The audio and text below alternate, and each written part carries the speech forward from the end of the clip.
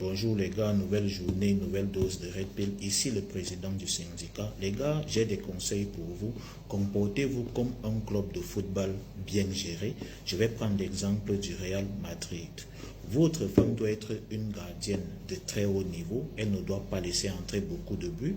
Elle doit être impeccable dans les sorties aériennes, lors des centres et des corners. Avec elle, vous devez avoir une certaine confiance et une assurance en défense. Deuxièmement, soumettez vos potentielles signatures à des examens médicaux bien approfondis avant de les signer. Certains joueurs peuvent traîner des problèmes cardiaques ou des blessures subies lorsqu'ils jouaient dans leur précédent club.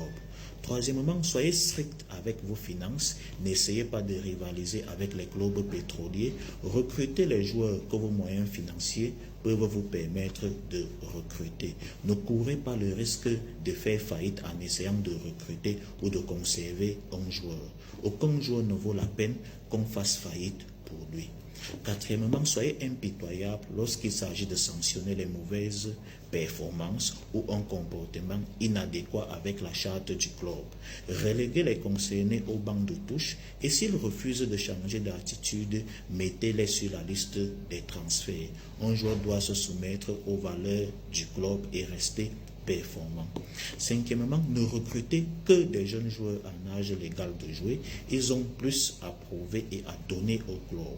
Ils sont encore au pic de leur forme physique. Ils ne sont pas sujets à des blessures à répétition. Ils ont encore une bonne marge de progression et peuvent être canalisés. Sixièmement, soyez toujours en quête de nouveaux talents, quelle que soit la qualité de l'équipe actuelle. Cela garantit qu'il n'y a pas de complaisance avec la médiocrité. Tout joueur saura qu'il peut être remplacé à tout moment s'il joue mal. Septièmement, ne reprenez jamais d'anciens joueurs. Ils reviennent toujours en méforme physique et ne peuvent plus faire la différence au cours d'un match. Leur talent n'est plus qu'un vague souvenir. Ils ne vous apporteront rien de nouveau. Laissez-les au club de moindre envergure que le vôtre. Les gars, si vous suivez ces recommandations, vous aurez un club qui gagne et qui aura un héritage durable. Vous l'aurez compris, cette vidéo ne parle pas de football. J'interpelle votre intelligence et surtout n'oubliez pas le dernier conseil le plus important. Personne ne doit être plus grand que le club. Personne.